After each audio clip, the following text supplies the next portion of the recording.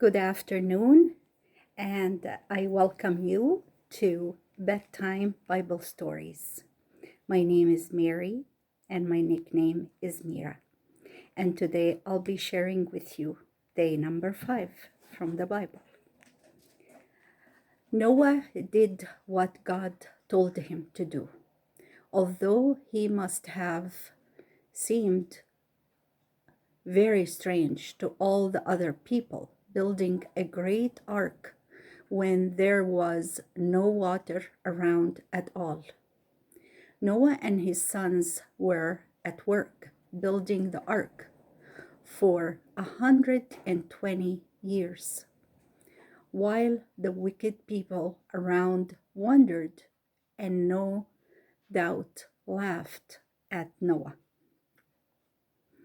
At last, the ark was finished, standing like a great house on the land.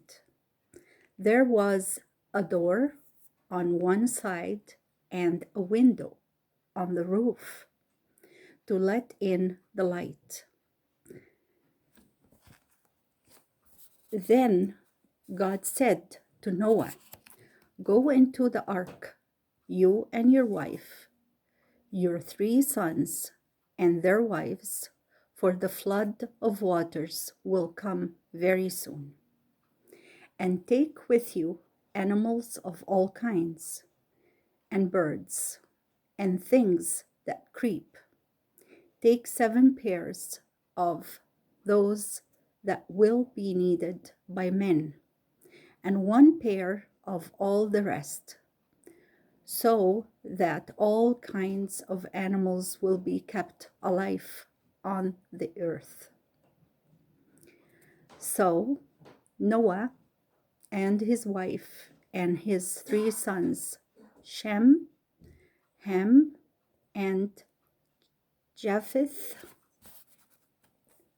with their wives, went into the ark, and God brought to the door of the ark the animals, the birds, and the creeping things of all kinds, and they went into the ark.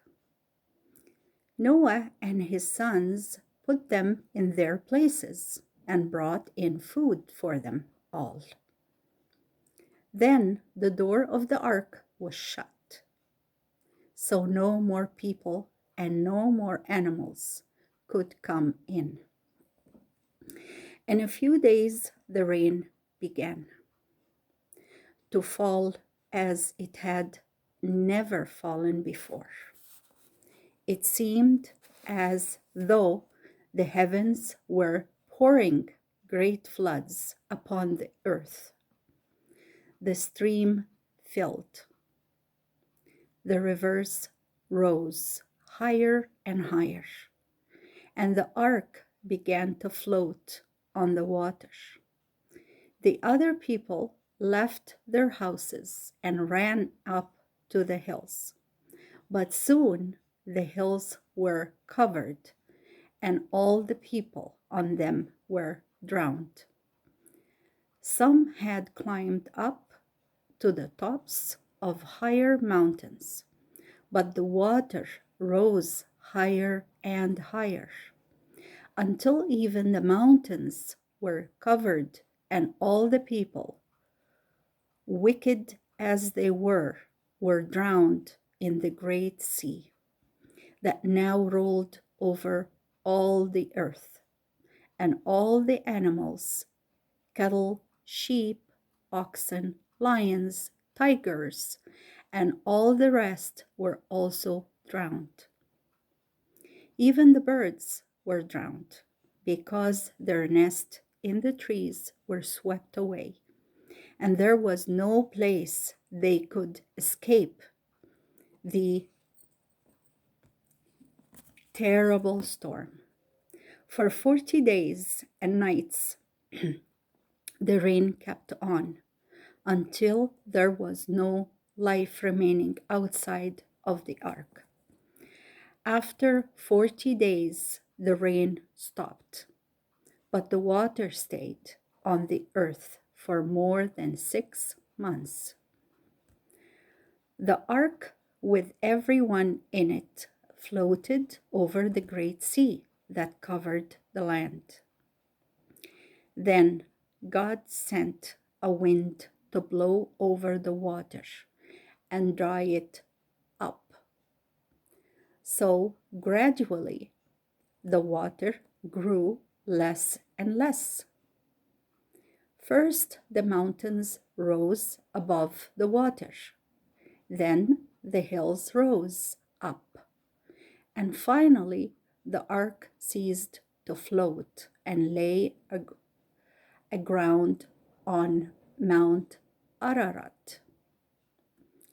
But Noah could not see what had happened on the earth, because the door was shut and the window may have been in the roof. He felt that the ark was no longer moving, and he knew that the water must have gone down. So after waiting for a time, Noah opened a window and let out a raven. Now the raven has strong wings, and this raven flew around and around until the water had gone down and it could find a place to rest. And it did not come back to the ark. After Noah waited for it for a while, he sent out a dove. But the dove could not find any place to rest, so it flew back to the ark. And Noah took it in again. Then Noah waited a week more and sent out the dove again. In the evening, the dove came back to the ark, which was its home, and in its bill was a fresh leaf it had picked off an olive tree. So Noah knew the water had gone down enough to let the trees grow once more. He waited another week and sent out the dove again. This time the dove flew away and never came back. So Noah knew the earth was becoming dry again. He took off a part of the roof and looked out, and saw that there was dry land all around the ark. Noah had now lived in the ark a little more than a year, and he was glad to see the green land and the trees once more. God said to Noah, "Come out of the ark with your wife and your sons and their wives and all the living things that are with you in the ark." So Noah opened the door of the ark, came out, and stood on the ground. All the animals and birds and creeping things in the ark came out also and began to bring life back to the earth. The first thing that Noah did when he came out of the ark was give thanks to God for saving all his family. He built an altar, laid on it an offering to the Lord, and gave himself and his family to God, promising to do God's will. God was pleased with Noah's offering and said, "I will not destroy the earth again on account of men, no matter how bad they may be. From the time no flood shall ever cover the earth. The seasons of spring and summer and fall and winter shall remain without change. I give you the earth. You shall be the rulers of the ground and of every living thing on it." Then God caused a rainbow to appear in the sky, and he told Noah and his sons that whenever they or the people after them saw the rainbow, they should remember God had placed it in the sky as a sign of his promise that he would always remember the earth and the people on it, and would never again send a flood to destroy men. So, whenever we see a beautiful rainbow, we should remember it is the sign of God's promise to the world. And that was the word of God. Now we come to the discussion questions. Number 1, what did God tell Noah to do? Number 2, how do you think Noah felt?